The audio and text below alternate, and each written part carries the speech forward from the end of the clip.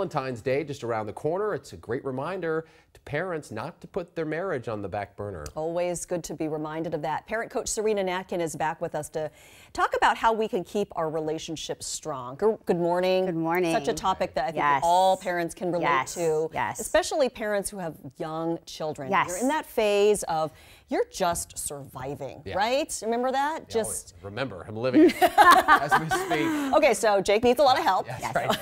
What's the first thing you tell couples in terms of, we all hear this, make sure you put your marriage first, blah, blah, blah. It's hard. Well, first of all, I like to predict that it is normal to have an increase in conflict and a more challenging time in your relationship that first year or so post-baby. And we've seen a lot of research that shows this. It's just a dip and it goes back up. But it's really hard when you're in it if you don't expect that and sort of you're getting used to taking care of this little being and then are like, what's going on with my marriage? So it's really important to know that it's normal and you will get through it. And there are some things that you can do both in that first year and all the way along, which not only help you stay connected to your partner, but it's also an essential part of your child's development. So we know that parents are the role model for kids and what a healthy adult romantic relationship looks like. So they're watching you. That's what they're learning. And if all of our energy is going to our kids and not to ourselves and each other, that is the message they're taking in.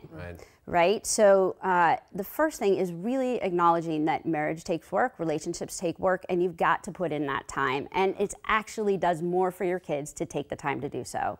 So it's not just a benefit to your marriage, it's a benefit to your kids. Absolutely. To model for them that you're actually making it a priority. And their marriage when they eventually get married. Exactly, right? If we're running around and feeling disconnected from our partners, not to mention how hard it is to parent together when you don't feel connected. You know, we get into it's sort of when we're stressed with our partners, it can create, we're more sort of anxious and in general, and how we approach our kids can be affected too. They're also looking to us of how we handle conflict, how we solve problems, how we show love and affection to each other.